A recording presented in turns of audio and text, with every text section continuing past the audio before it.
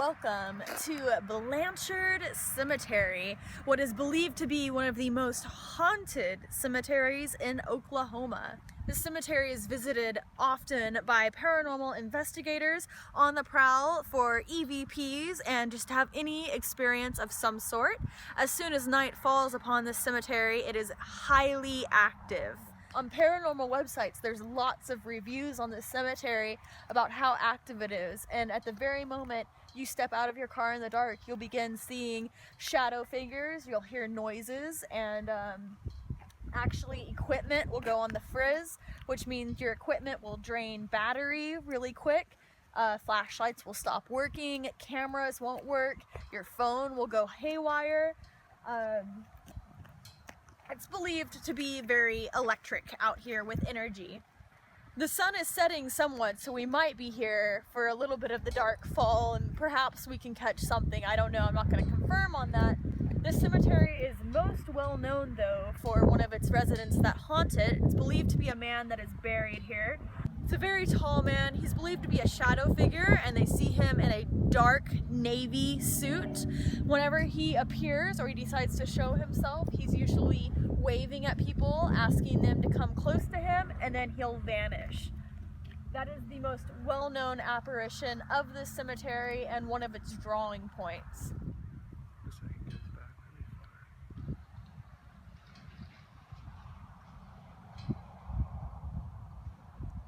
There's another story about this cemetery that involves a young girl who's around the age of 7. She's dressed in all white, looks like she's in a party dress. Oh, we have on our EVP device or ghost box, it's kind of something like that, it just said somebody. But so there's this story of, there's a young girl who's dressed in a white party dress, and when investigators come out here to look for any apparitions or clues or to gather info, this girl in her white dress will actually chase investigators, or she'll run around. Did it say lies? Life. Life. It said life. So it's believed that this young girl will chase investigators around to scare them off from the cemetery. We also think that we found where the apparition of the tall man appears. We could be wrong, but these are the two trees right behind me. There's a nice little space opening.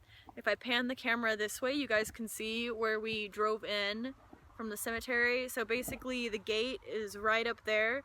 We drove straight back from that gate all the way to the very back of the cemetery, and it's on the left side. What did the ghost box say? Again.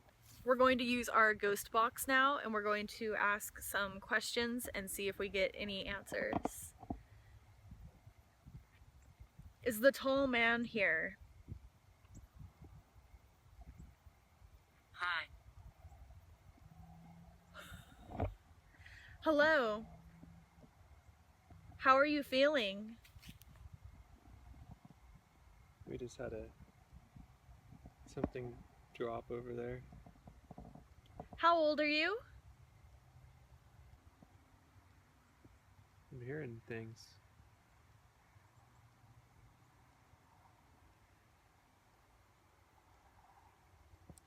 Thought I heard like a small voice. Not getting any activity right here.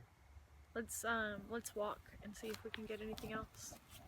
Does anybody want to come through our device today?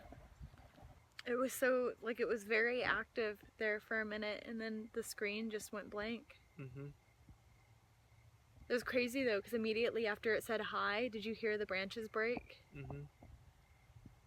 And the fact that it said hi. We have our ghost box on, and a lot of times it helps to tell stories of the apparitions or things that haunt the cemetery. Whenever you do this, it tends to make things come through on the ghost box a lot easier. It takes all that energy and it kind of takes it from being settled on the ground as like an image, a mental image. Whenever you see dust settled on the ground, when you retell these stories, it's like kicking that dust back up and making that activity happen again. Did you hear that? Like screams. You guys, we're by a highway. Like there's no life happening around us. It's completely just farmland. That up on the video, I bet. Yeah, that sounded like girls screaming, and that would make sense if we were around houses.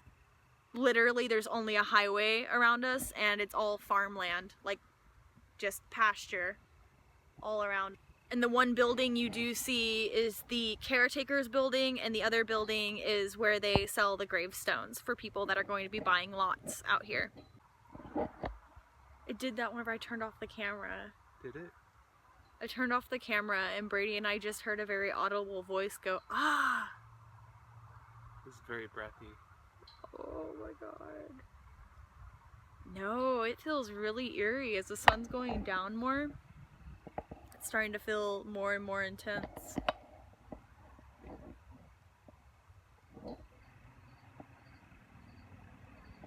you want to talk to them? They're gone. Whenever. Honestly, walking out here at dusk before it's even hit the darkness or nighttime, I will say the energy is really, really thick, and it feels very much like it would be possible to see an apparition without any doubt.